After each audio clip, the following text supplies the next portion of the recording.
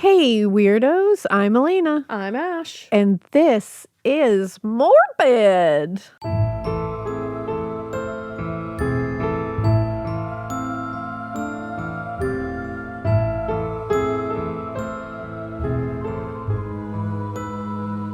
It is. It's morbid, y'all. And it always will be. Always and forever. Forever and ever. What's up, brother? I'm really excited because this weekend is when all the haunted houses start opening. Is it this weekend? It's like when they're starting to trickle open now. Should we go to one? Fuck yeah, we should. Oh my God. Hell yeah. Oh my God. I need a haunted house in my soul. My soul is a haunted house right now. Yeah, I think my soul is like pretty full for sure, but like just today is a rough day. Yeah. And my soul is barren today. It wishes it wishes it was filled with spirits. Yeah, and it can be. My spirit would love to be haunted, so we should go this weekend. So we should get that shit going. Yes, let's do it. We really should. Yeah. Also, that just made me think of when you got upset that I had invited like the spirit of a ghost. Oh, and then it reminded you of the TikTok videos. And it reminded me of the TikTok videos because I gotta shout this girl out. I love this girl. She is so fucking funny. And I need her to know that she makes me laugh when I need to laugh. Immensely. And I appreciate that about her. She so also much. has my mannerisms down. Yeah, it's actually like shocking. to a T. So on TikTok, TikTok. her @ is Nicole Kreitz Writes, and it's Nicole Kreitz, Krites. Nicole Kreitz Writes. Kreitz. And she is so funny. So fucking funny. I love her. I almost said her channel. I love her channel. I'm 100. Like and subscribe. Well, it goes into the next thing we're talking about. Oh yeah, it does a little bit. Go like and subscribe to her TikTok. Like it. Smash that like button. Smash that follow. But yeah, her TikTok is really funny and she's just great. So follow her, like blow her shit up because she's great. Yeah. She does she'll take audio from Old Morbid and rewatch her episodes and Scream actually.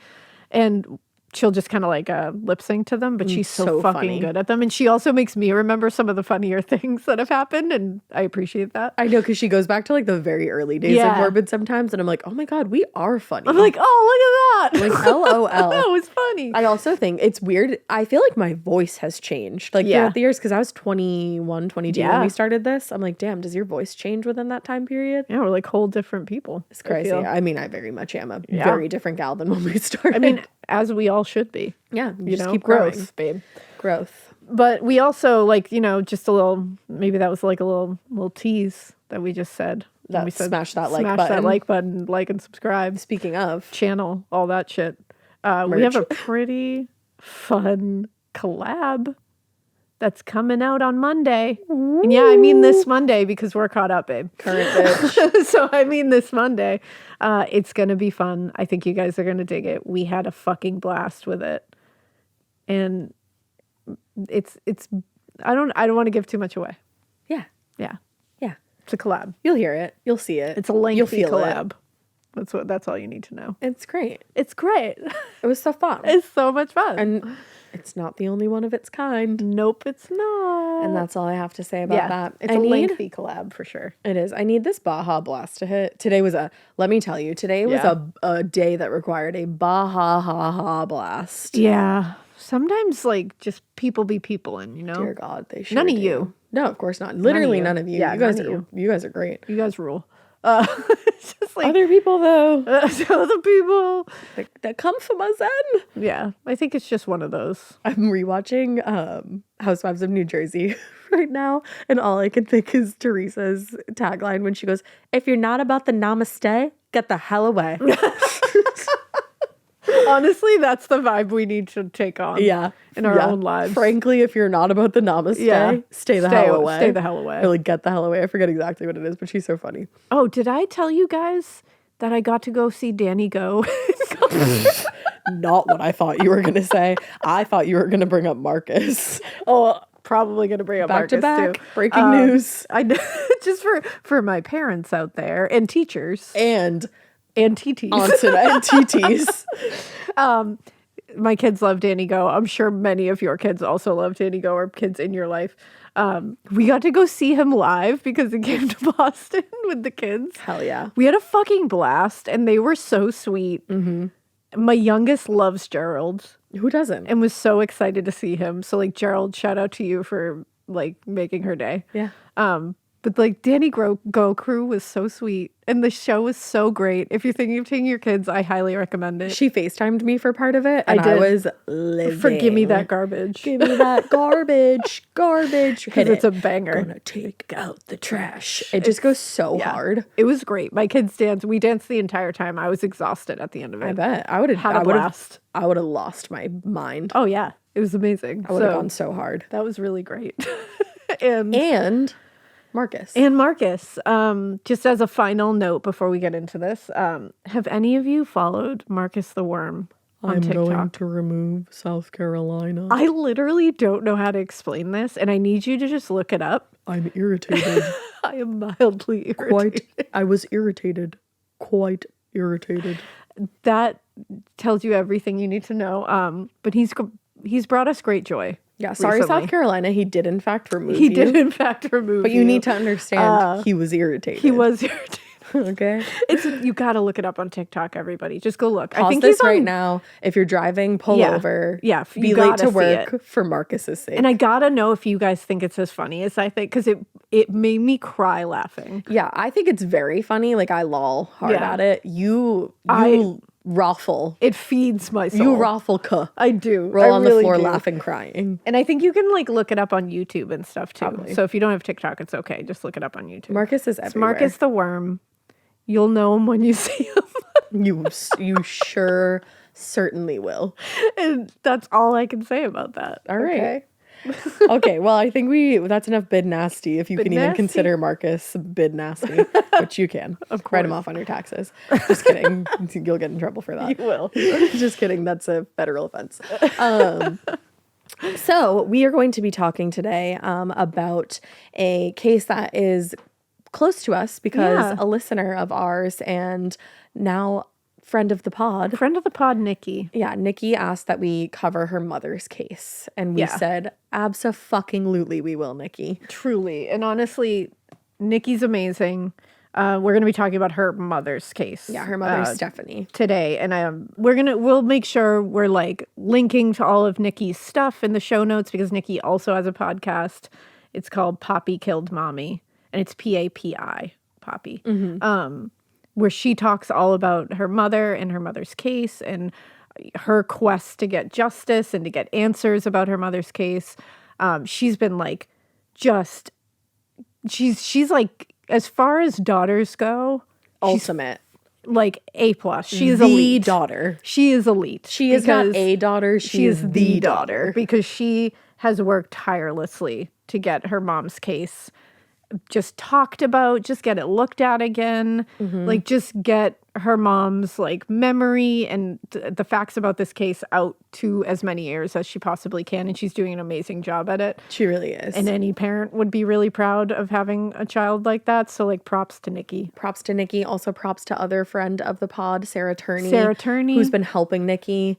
Sarah Turney is a badass. I'm sure you guys know that. And if you don't, Yeah. now you know. While Nikki is the daughter, not a daughter, Sarah is the advocate, sister, Yeah.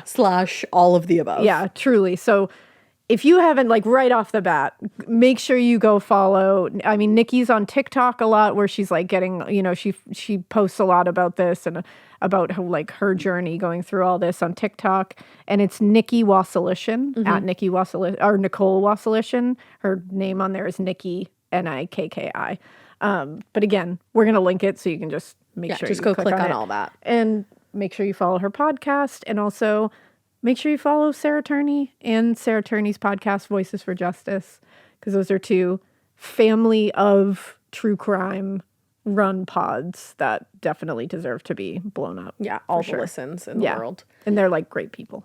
All right. So with all that being said, let's get into the unfortunate events of, what really did take place here. So a little past 1:30 a.m. on July 9th, 1993, an emergency call came into the 911 dispatch center in, I think it's Yavapai County, from a man named Russell Peterson. He was requesting an ambulance for his girlfriend, Stephanie Wasilishin. So he told the dispatcher that he and Stephanie had gotten into a fight. Somehow that fight had ended with her being shot and she was now bleeding heavily. Which, how does a fight end that way? It should never end that way. It should never end that way. Officers from the Sedona Police Department were immediately dispatched, obviously, to the couple's residence on Coffee Pot Drive. Which I just feel like nothing bad should ever happen on a street named Coffee Pot Drive. Absolutely not. So sad. That should be like, you know, a cozy place. The coziest where of nothing all. bad happens. Yeah, exactly. It's very Stars Hollow-esque. It is. sounding, That's you know? immediately what I thought of. Yeah. So they arrived at the residence about 5 minutes later. They let themselves in through the front door and announced themselves, of course. And Russell came from what they later learned was the couple's bedroom. He stuck his head out. He was still actually on the phone with the 911 dispatcher at the time.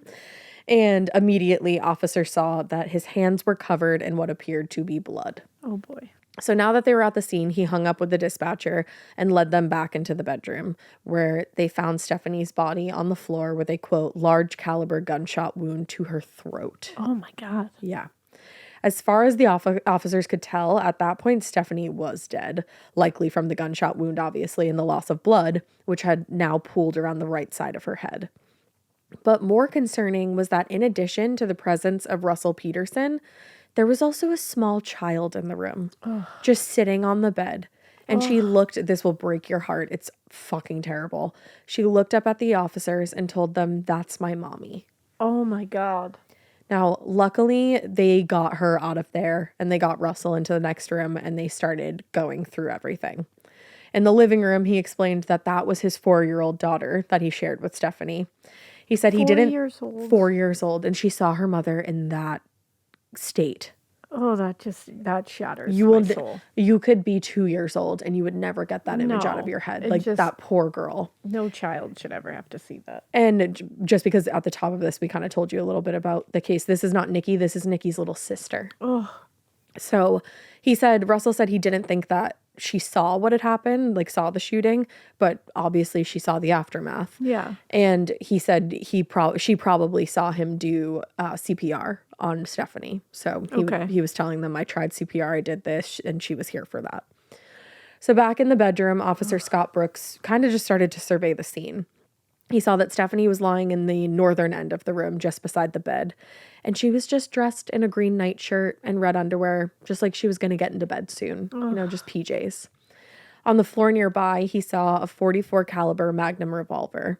There was blood evidence on the wall and the table just above Stephanie's head, and also a bullet embedded in the wall with, this is awful, what appeared to be hair attached to it. Oh, God. And then there was also a gold chain necklace lying on the floor underneath Stephanie's arm, similar to another one that he found on the floor by the doorway. Okay. So out in the living room, the other officers started to question Russell Peterson about the events of that night. He explained that he and Stephanie weren't married, but they'd been living together for about 4 years, and they did have one child together. And there was another daughter in the home, Nikki. Nikki is Stephanie's daughter from a previous relationship, and he said that Nikki was sleeping when the shooting occurred. According to Russell, he'd been working for most of that night, and when he came home later, he could tell that Stephanie had been drinking and had spent more than 2 hours on the phone with her ex-boyfriend, who was the father of her other daughter, Nikki. And this is Russell saying this. This is Russell saying this, by the way, yeah. Thank you for clarifying. Yeah. He said that there had been some tension between the two of them in recent weeks, and he said that stemmed from the fact that he was invited into a culinary program in Ithaca, in New York, so it was like a ways away. Mm-hmm. And not only did he plan to go, but he had already bought the plane ticket and was leaving the following day. Well, damn. So he kind of like decided this on his own and didn't. I think from the sounds of it, Stephanie kind of was like, "Yeah, what about your family here? Like, can you include me in this decision?" Yeah. So at some point, their argument started getting heated, and he said Stephanie left the room, went into the bedroom, and came back a few minutes later holding the .44 Magnum that Russell's father had given him. So Russell said he was sitting on the couch at the time and that Stephanie raised the gun in his direction, fired a single round, which struck the wall next to his head, and then said that she was going to blow his head off. Now remember, this is him talking about this. Yeah, this is from his point of view because obviously Stephanie cannot say her point of view. Exactly. However, rather than firing a second shot, she walked back down the hallway toward their bedroom, and Russell started following behind her. According to him, when they reached the bedroom, they started struggling over the gun just inside of the bedroom door, and that caused the gun to go off. That's when Stephanie was shot. After the shooting, he said he called 911 immediately. They instructed him to start chest compressions until officers could arrive, and that's just what he did. So that night, he was taken into custody, obviously, and the two children were removed from the home and placed in temporary foster care until they could figure out a suitable guardian, which is just, it's such a sad scene to think about. Traumatizing event for those from two beginning girls. to end for those two girls. Like, not only did the younger child see her mother in that state, she obviously wondered what had happened here. And then 10-year-old Nikki gets woken up and told that now this is her reality. Yeah, like, this is your life now. Like this is what you have to do. And now you're placed in a home where, like, you strangers. Don't know these people. Yeah. Awful. Like, your whole life got turned upside down in one instant while you slept. Mm-hmm. In which, it's like, she was 10? Mm-hmm. You're 10 years old. 10 and 4. You should go to sleep every night. Without a care in the world. Care in the world. And no worries, and you should wake up the next morning without a care in the world. And it's like, it kills me when this kind of stuff happens. Because you just get thrust into adulthood when something like that happens to you. And it's just so You become sad. an adult at 10 years old. Yeah. Or like, you know, like the adult problems get put on you at that age. I also, like, whenever it's like, and obviously this is like technically an unsolved case, correct? Because like they haven't officially decided that there's fault or what had actually happened. Just putting that out there, which is why I think everybody can kind of gather at the top why Nikki has a podcast. Yeah, so she can better explain that, I'm sure. And obviously, I'm just speaking from, like, what I'm hearing here is whenever, like, I hear a gun goes off during an argument, a lot of times, like, you're just like, explain to me the mechanics of that, because you've shot a gun, right? I have. Yeah. I've never shot a gun. You have to, like, pull the trigger. I mean, I haven't shot a lot of guns, and it's like, but from what I actually did, it takes a lot of, it takes pressure to shoot a gun, like, right. And I think I'm just confused, like, how this happens, like, how you're struggling and somehow somebody's finger goes on the trigger, right? Like, right. That's because you have to get your finger into the trigger, like, although it can happen. Well, not only that, but, like, guns can misfire, right? Like, if you drop it or something like that. Yeah, I'm sure. Yeah. Like, I don't know enough about guns to say definitively, like, no, this could not happen, or yes, this could happen. But, like, we've seen it happen both ways. I think it always is more me being like, how did the gun go off by accident? Mm-hmm. Like, I always question it, at least, like, just need to see, like, the mechanics of it. Yeah, it's true. But again, I'm not saying that happened or didn't happen here. I'm just questioning. Just questioning. Well, here's the thing. To the crime scene technicians, the evidence seemed to kind of match the description of the events that Russell Peterson described. Okay. And remember, we're at the very beginning here. Yeah.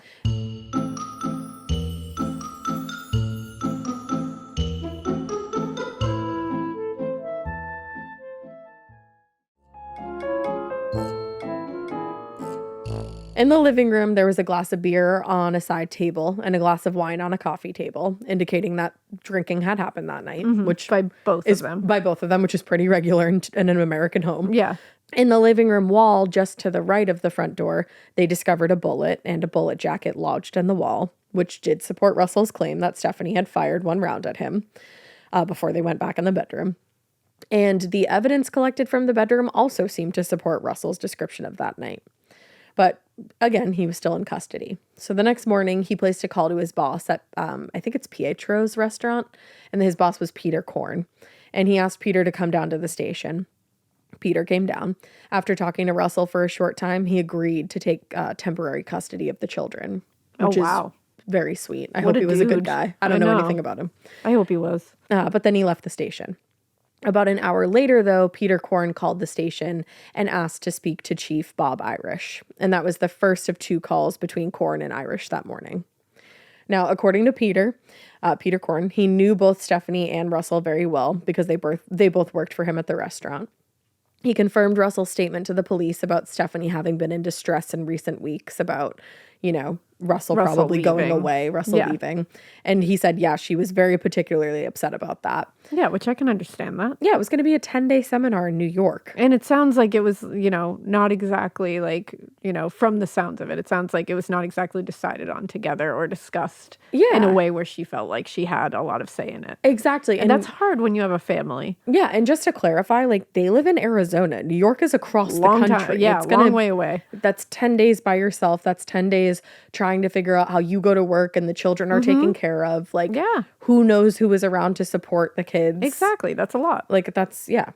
So during the calls, Peter also revealed some important information about Stephanie and Russell's relationship. Basically, that it was always somewhat strained. Okay. In an interview with another coworker, Catherine Dindler, investigators learned that Stephanie had a really difficult childhood. And this is awful. She had been abused in many ways by her mother and her stepfather. So, Why do people... I'll never understand this. yeah. It's like, why? Like, why? Why a kid? Like, that's what I don't get. Like, it's like... it just will never... I'm glad it doesn't make sense to me, but Well, it will shouldn't. never make sense to me that I'm like, why are you picking on a kid? It's broken people who have never taken the time to heal themselves. No, and it's like, and then they just pick on and it's like a kid 9 times out of 10 you created. Well, that's the thing. It's Like, that's your flesh and blood right there. most people in their lifetime are going to have to heal from something, and you should do that before you have children. You absolutely should. If it's, if you need to do it while you have kids, by all means, like at least you're doing it. Make a valiant effort at But it, you man. gotta heal yourself when kids enter the picture. Because you can't heal yourself by inflicting the same kind of terror on your children that you possibly went through. That's where generational trauma comes in. Yeah, and and it's trust like- me, it sucks. You should be like you should be your kid's safe place. Yeah. 100% of the time. 100% of the time. And to not be your kid's safe place. And again, we're talking about like Stephanie's childhood here. Like, that's fucked up. It Look, is. and it's like, and you're going to put them like in a situation where they're going out into the world disadvantaged because they never had that safe place. So they're going to have to work to figure out how to be that safe place for someone else. And what that even is. Which she sounds like she figured out how to be that safe place for her She kids. sure fucking did. But she's also going to have to find that safe place in other people. And sometimes that's where the problem comes. oh my God, so true. Because you end up going and finding it. You don't find it. You Yeah. find it. You find somebody that's like your parents who treats you terribly. It's you know? so- I'm not saying that's 100% what happened here. I'm just saying, It happens. Yeah. It's so sad that that's most often the case when you look for your safe Yeah. space in somebody else. Like, there are obviously times where you do find your safe space in somebody and you could be that lucky, but for sure.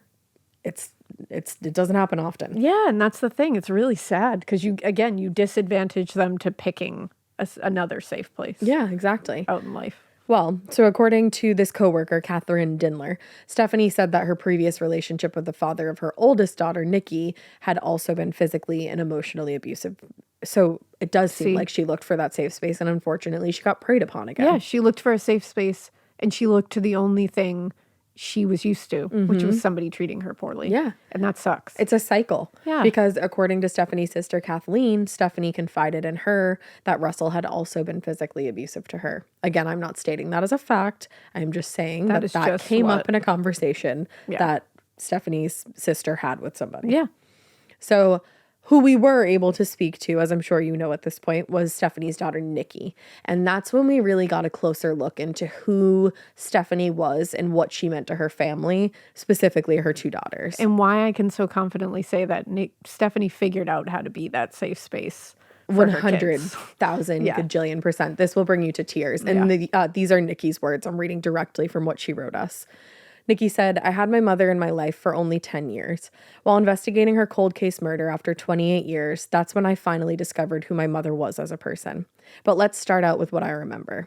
My mother was a 10, an absolute model, gorgeous, beautiful inside and out. She's gorgeous. Nikki is spitting truths here because her mom was a hard 10. We saw a picture of her and I was like, that woman she's gorgeous. And she just radiates Yeah. I feel like people like that are kind inside because it radiates out of them. I was going to say the outside was definitely showing what was on the inside. Nikki said she took great pride in her appearance and grew her hair out all the way down her back. That's one of the things I will always remember is her gorgeous long hair and how much care she took in her upkeep. My mother enjoyed holidays. She would dress up and decorate the home for the big holidays and the little. She lived for the small moments, and she really did live for the moments with her children. My mom was a hands-on mom. She enjoyed dressing up her girls and taking family photos every Christmas. She was proud of the family that she created. My mom would keep up with the trends of the 90s, and I remember her buying my clothes to match Sabrina the Teenage Witch. Oh, hell yeah. And I love because she just thought Melissa Joan Hart was the cutest, and she wanted her daughter to look the same. For her to choose Sabrina the Teenage Witch as like, I'm going to dress my girls like that, I'm like, game. Oh, that's my girl right there. I think we share a kindred spirit. Oh yeah, immediately we were like, Stephanie. Nikki said, I remember my mom encouraged me to read. She would buy me the newest R.L. Stine, Goosebumps, or Fear Street. Oh. I would come home from school and a new book would be on my bed encouraging me to learn. My mom loved family gatherings at Grandma B's. Lots of memories in that house. I took out the address. I remember one time we were swimming and my mom's friend yelled over, Stacy, what's your favorite color? By the way, people called Stephanie Stacy too, like a nickname. Yeah. So she said, Stacy, what's your favorite color? And Nikki said she took a drag off her cigarette and responded very coolly, green, because it's the color of weed and money. I don't know if green was actually my mom's favorite color, but I know that when I was 5 years old, I heard her say that. And 35 years later, I still remember my mom's answer as she took that drag on that cigarette and answered back, green. What a badass. I think that's just hilarious. That's just such a funny way to answer. And just such a 90s cool girl moment, you know? Yeah. She said, growing up, I knew that my mom had a hard life. So when she was an adult, all she wanted was to create a family of her own. I get that. My mother had no great aspirations of going to college or pursuing a career in medicine or a law degree. She just wanted to have a family. And that's what she did at the age of 19 when she was born. 7 years later, my little sister would be born. 4 years after that, my mother will be taken from us, leaving 2 young children alone.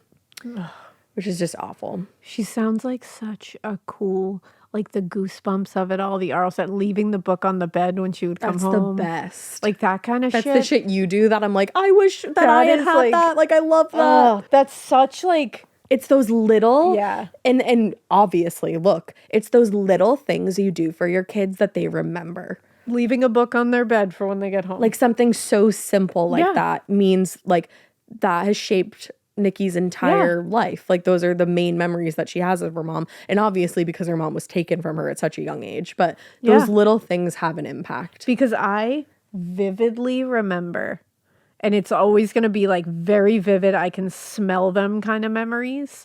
My mom would leave little decorations for holidays, like on my bed. Yeah. Like, so for Halloween, if she went to Home Goods while I was at school, she would pick me up a couple of things and leave them on my bed so I could decorate my room. It's so cute. And I can like literally smell like the environment when I walked in and saw those. It's like that kind of like really fresh memory. And I think that's what Nikki's talking about with that like green comment. Yep. That you can just like, those are the kind of memories that you literally can like touch. They're like imprinted on you. Yeah. And like, she would leave Beanie Babies on the front porch when I would come off the bus. I love that. Yeah. And it's like those kind of things, your kids will never forget those things. Yeah. And they're little. When I was in high school when I moved in with my grandparents, and my grandpa every Valentine's Day would leave me a mug on the counter from like a really good candy store and put all this yummy candy in it. Yep. Every single Valentine's Day, he'd get one for like Halloween, like all the fun holidays. He'd give me something little like that. And it's like, those are truly the things that last. Yeah.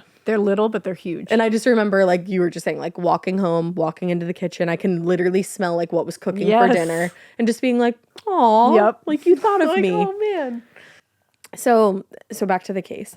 While investigators were conducting obviously a large number of interviews with friends and family, just trying to get the bigger picture of who Stephanie was that we now have thanks to Nikki, and of course how she ended up shot in her own bedroom, the county medical examiner, Dr. Philip Keene, performed the autopsy on Stephanie. Now, obviously, he determined that the cause of death was the gunshot wound to Stephanie's neck, but He had some questions when it came to Russell Peterson's description of the incident because in his opinion it was not entirely supported by the evidence. Interesting. So remember, in his statement to the police, Russell said that the gun had been in Stephanie's left hand when it went off. This was supported by the presence of gunpowder residue on her left hand, but by all accounts, Stephanie was right-handed, so it wouldn't have made sense for her to hold the gun in her non-dominant hand. Oh, yeah, you're right. Like that, it could happen, but, it'd be weird. And beyond that, in order to inflict the kind of contact wound that she got in her neck, she would have had to have been holding the gun at a very awkward angle, which would have been, like, unnatural under the circumstances. Like, her arm wouldn't have really been able to move that way. Well, that's broken. where the questions of like when a gun goes off like that come into play, where like you need to like lay out exactly what would have needed to happen for that injury to happen. Yeah. And sometimes you're like, ooh, doesn't line up. So in his summary, Dr. Keene wrote, the character of the wound is such that it is a contact wound, which is awful. Damn. And he said, and the presence of gunpowder residue on the left hand is more consistent with the deposition in a defensive posture than with any self-inflicted injury, whether intentional or otherwise. Oh. So as a result of his findings, he did list the death as a homicide. Interesting. Yeah. And very interesting that the gunpowder on the hand, because I didn't even think of that it could be a defense thing. Yeah. Like that it was a contact thing. Right. Like that's wild. It is interesting. So based on the evidence initially presented and the statements collected from those who knew the couple, the case, initially seemed to be pretty straightforward. It was tragic, but at the end of the day, pretty routine. Mm-hmm. Now, the coroner's report was definitely a catalyst to a lot of questions because now that indicated that there was way more to this story and now this death is a homicide. Yeah. But that wasn't the only thing complicating what investigators thought was going to be an open shut case. Not long after Stephanie's death, Detective Walt Spokes sat down with the couple's younger daughter to find out if she had seen anything that evening, because remember, she was awake when they got in the room. And they just wanted to see if she could add anything of value to the narrative. And throughout the interview, he did his best to avoid leading questions, of course, just really stuck to broad questions about what she remembered. And he asked her, what happened at home tonight? And she just looked at him and said, my mother died. My dad killed her. That wrecks me. Yeah. That must have wrecked those like to hear a little sweet little baby who has been through hell say that to you. I don't know how you I don't know how you recover from that and just like obviously your job is a part of your life, but then you just go back to your personal life and after have that. to just like carry that. Like that's heavy. Like damn. That's heavy. Yeah. The interview with Stephanie and Russell's daughter, it's pretty brief, but there are certain revelations made during that discussion that would be pretty significant going forward. The most important being that after she heard the commotion in her parents' bedroom, she went to see what was happening. And not only did she see her mom lying on the floor while Russell appeared to be retrieving the gun from the closet, it wasn't out yet. Oh. But that meant that directly after the shooting took place, Russell not only handled the weapon, but also appeared to have moved it from where it had fallen from Stephanie's hand. Oh. Yeah. Interesting. And again, this is from the discussion with Nikki's younger sister. Exactly. So given the new information in the coroner's report, Detective Spoke sat down with Russell for another interview and was like, whoa, like, what's lots of new information here. And that's when he changed his story in some very significant ways. Oh. When he was initially interviewed immediately after the shooting, he told investigators, like we said, Stephanie had argued, they struggled with the gun, it went off, Stephanie was killed. But now all of a sudden he claimed that to the best of his recollection, Stephanie fired the gun at him while he was on the couch, then went into the bedroom. He followed her, and when he reached the bedroom, he arrived just in time to witness Stephanie fall to the floor after she shot herself. What? Yeah. Which she would have had to have done with her left hand, which is at a very unnatural angle. At a very unnatural angle. Yeah. In the neck? Yep. Okay. Like right on the neck. Okay. So the previous explanation of an accidental shooting during a struggle would have accounted for the presence of gunpowder on his hands. But if Stephanie shot herself like he was now claiming, they asked him, how did he get gunpowder on his hands? Yeah. Because now you're removing yourself from even holding the gun at all. Yeah. And they said, for that matter, why did their daughter tell police that she saw him taking the gun to the closet? Yeah. Where did that, like, when did that why happen would throughout that the happen? evening? For the most part, his second interview matched the contents of his initial statements. He claimed he got home from work, he found Stephanie drunk, agitated, their conversation was calm, things got heated, and he said he did his best not to become angry. He told detectives, "I don't have the buttons that you can push to maybe want to put me into that mode." Which is like, babe, everybody has buttons. Yeah, everybody has a button, but like not to be pushed into a mode of handling a gun. Yeah. And then eventually things escalated to where Stephanie got the gun, fired a shot at him, and then that's where his story changes again. According to him, after the shot was fired, he fell over on the couch and it took him a few seconds to collect himself, and that's when Stephanie went into the bedroom. He said, I go through the hall and the door is 3/4 of the way closed. I know I told you guys of this confrontation, of this struggle, and I'm not excluding that maybe it did or did not happen. And that's the point of darkness for me. So now it maybe did happen, maybe didn't happen. And now you don't remember anything? It's the it's when people claim the blackout happens that I'm like, uh-oh. And it's like, so that's your third story. Yeah. Now. And now we're including a complete blackout. A blackout. Yeah. Which, like, oh, if you can't account for that time, Yeah. that's not good. Like, uh-oh. Essentially, he was recanting his previous statement now that they had struggled over the gun. And now apparently the one where he immediately walked in and found Stephanie lying on the floor. And now that we were just left with this blackout. Mm-hmm. And he said he didn't regain full consciousness until he saw her fall to the floor. He said, I don't know what happened. I may know. It'll come to me. I don't think I ever put my hands on her. So it's like now you don't know what happened? And how did you just black out? Like now you're like, you just like went unconscious?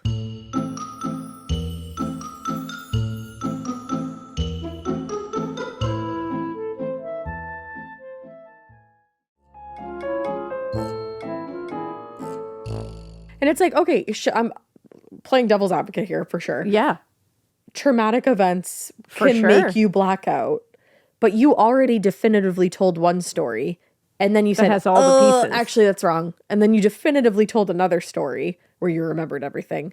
And now all of a sudden you don't remember? Yeah, if like, you no blacked matter out, what. you got to say that from the jump. That's the thing. No matter what, whether like whatever outcome actually happened here or whatever process happened here, you're not making yourself look good here. No. By changing the story up 100 The times. second you start changing your story is the second that People people are get their haunches suspicious. up. Yeah. Exactly. So he claimed that after he regained his composure in the bedroom, he saw the gun on the floor, and his instinct was to pick it up and to move it out of the way. So he grabbed it, he put it back in its leather holster, and placed it on the shelf in the closet. But then he said, something clicked off in my mind that said, no, you can't do that, Russell. Meaning he realized he shouldn't move the weapon. He went over to the closet and he took it out again and put it back on the floor where he'd gotten it from.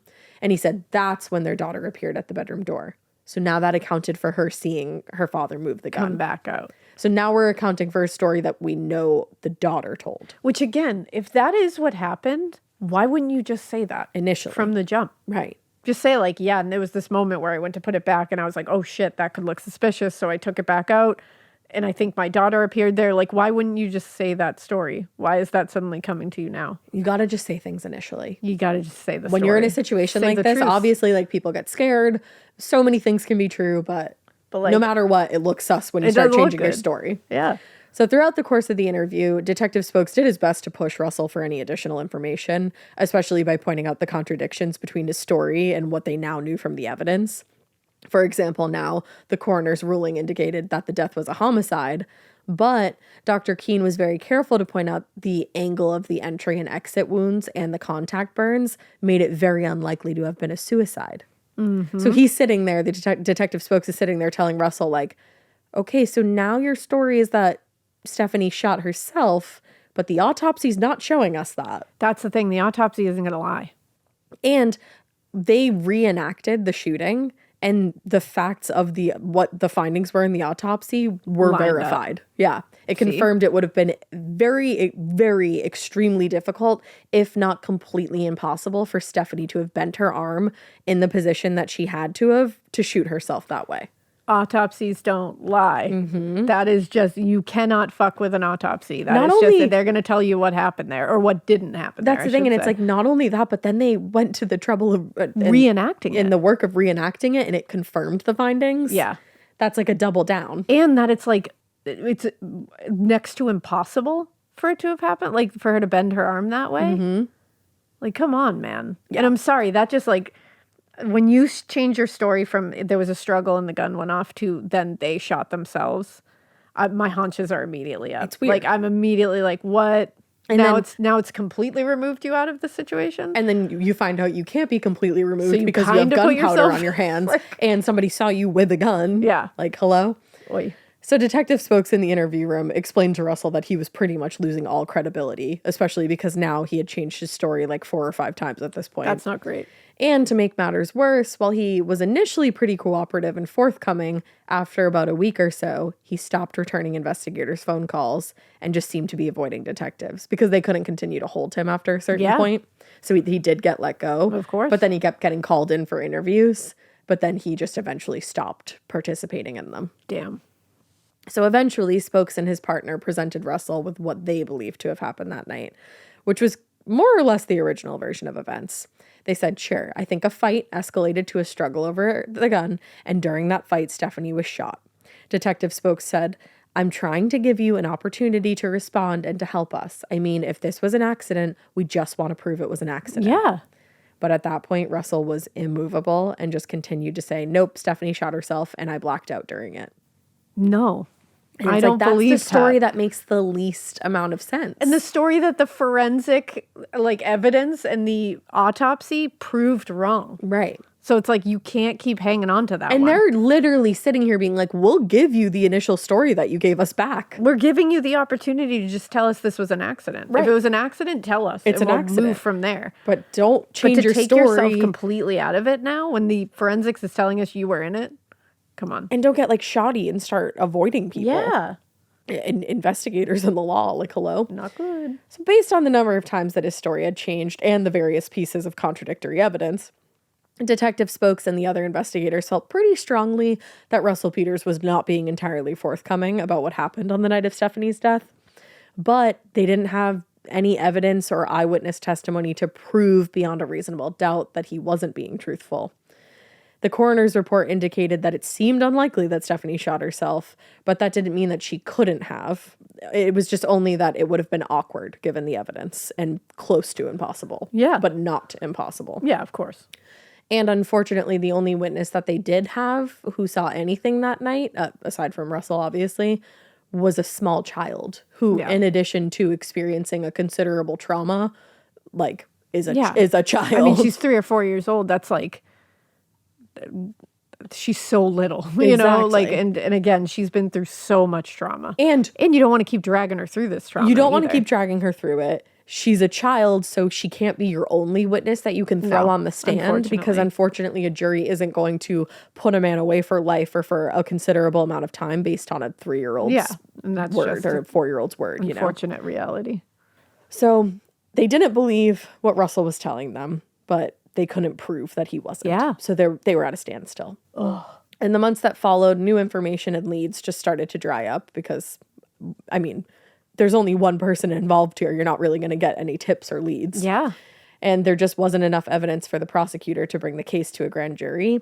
So everything just petered out and the investigation was shelved so that detectives could, you know, focus on more urgent matters. But in the years since Stephanie's death, her family has never, ever lost hope, and they still want to get justice for her. They still continue to push Sedona law enforcement to resolve the case. Yeah. In the summer of 2020, almost a full 27 years since Stephanie's death, her sister Wendy met with Sergeant Michael Dominguez from the Sedona Police Department to talk about the case. Wendy restated her strong belief that Russell was definitely responsible for Stephanie's murder and was like, hey, can you just continue this investigation, please? Like, yeah, can we not just like let this go? yeah, like, can we take this off the shelves? Which I think this is Arizona, correct, Sedona? Yeah. This is also where Sarah Turney's sister, Alyssa, her case is ongoing. Yup. So it's just like an But interesting... got shelved at a certain point. And then she was told just put enough pressure on, Yeah. like just never stop talking Never about it. stop talking about it. Always like make the public aware, get the word out. Yeah, So that's just get the exactly facts out. what we're doing here and what Nikki's trying to do. Mm-hmm. And what everybody else in Stephanie's family was trying to do and is trying to do. So Wendy was urging the department to continue the investigation, and Sergeant Dominguez explained that they would continue to pursue the case to the best of their abilities, but suggested that they might be able to make more progress if the family could aid them in the investigation, which is what Sarah was also told. Yeah. Specifically, he spoke with Stephanie and Russell's daughter and asked her to cooperate with them on a confrontation call, and she agreed. Wow. A confrontation call, and to be able to agree to that, Yeah. damn. Yeah. Like, that's so scary.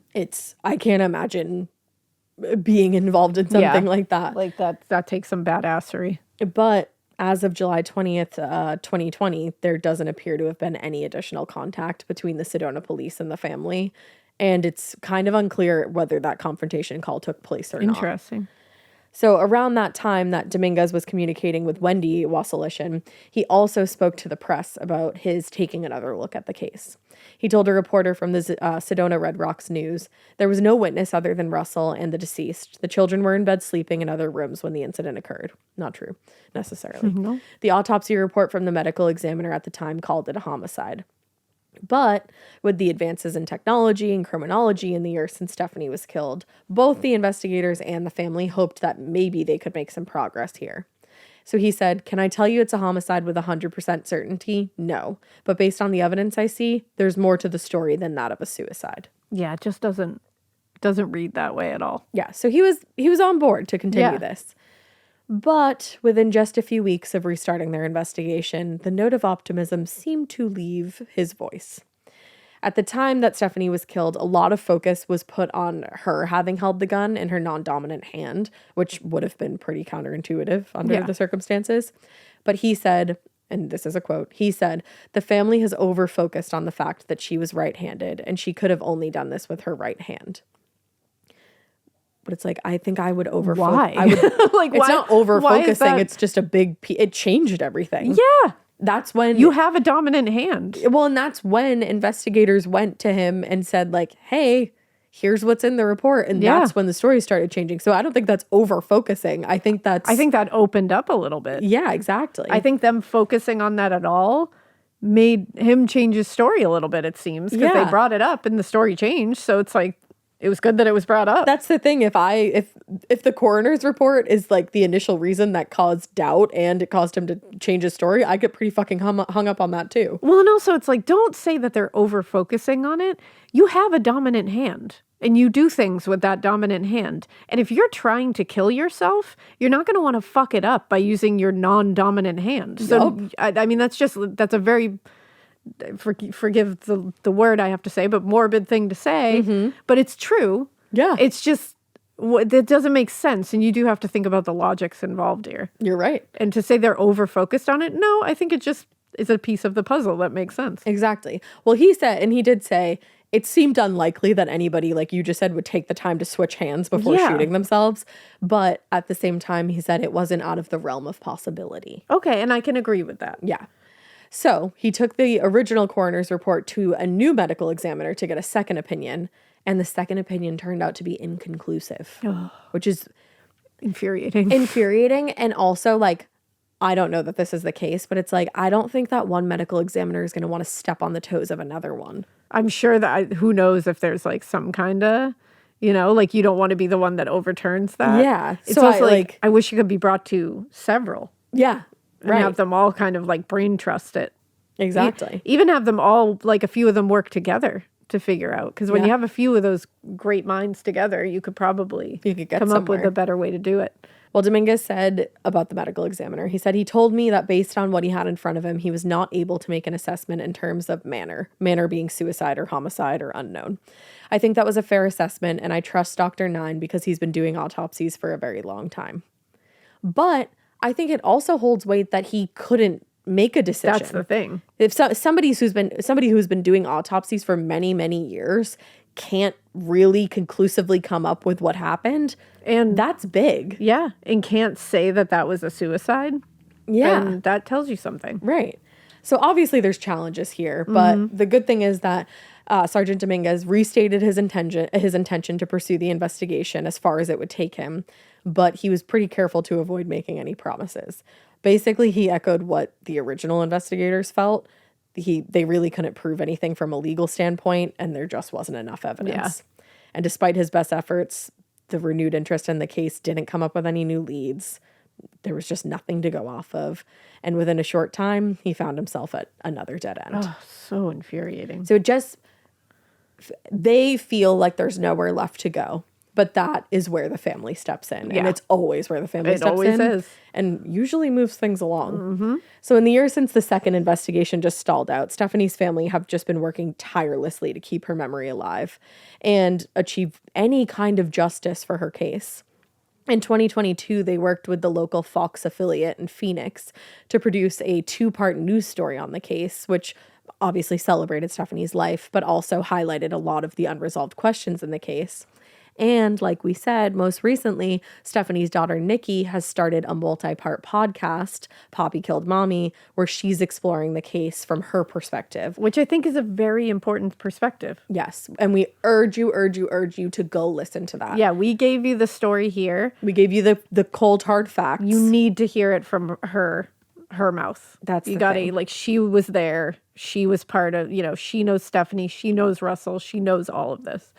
And like you said, you got to hear it from her mouth. So to end this on Nikki's voice, before you go check out her podcast, again, it's Poppy Killed Mommy, here's what she told us in relation to the investigation now and what she hopes moving forward.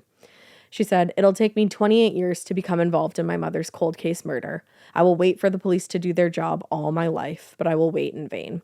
At the age of 38, I request my mom's case file, and I read what happened to her, and I'm blown away. I'm just blown away. One of the questions you asked me was what I feel like I carry today from her and her influence.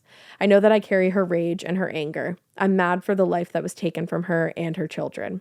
I feel like I've become her warrior in my 40s and my midlife. I'm finally looking back at my childhood and seeing my mother in such a different light. I know that my mom's case has made me obsessed for some kind of justice. The influence that she has given me is to never give up, and I never intend to. I've contacted the police, and they're telling me it's been too long. I've contacted wrongful death attorneys, and they're telling me the statute of limitation has expired. I'm not even sure what justice looks like anymore, but I will not stop until there is some kind of accountability.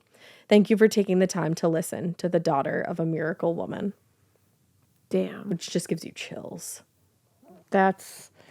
I'm telling you guys, go listen to Nikki because she's gonna do it. She'll blow you away. She's gonna do it. Yeah, there's gonna be some kind of justice here. And she reminds me very much of, like, her and Sarah have that same, like, Sarah Turney have that same, like, just badassery that they're like, I'm just not gonna stop until, and it's like just getting some kind of justice. When you love somebody that much and they make such an impact on your life, being it being your mom, your sister, your friend, no matter who it is, you will fight to the death for them. Yeah. It's so true. It's really true. And honestly, like, definitely support Nikki here just to get answers. That's all she's looking for. She's just looking for answers. And it's like we always say, a cold case it's is never cold. That's why when they say, like, it's been too long, and it's like, no, it hasn't. Look at the boy in the box was solved. Yeah, the Somerton man was solved. Years and years and years they and figured years. There's so many cases that have been solved later. The Golden State Killer. Yeah, the Golden State Killer. I mean, they thought they solved Jack the Ripper. They didn't, but they're still trying. Don't get her started. That. Don't get me started on that. But they're still trying, and you don't give up. I have full hope, and I hope that Nikki does too. I think she's going to get this shit done. Yeah. And also, because we know you guys can crank out the signatures on a petition if you do see fit, which I think you will here. There is a petition on change.org. It is a demand of a complete homicide investigation for the murder of Stephanie Marie Wasilishin.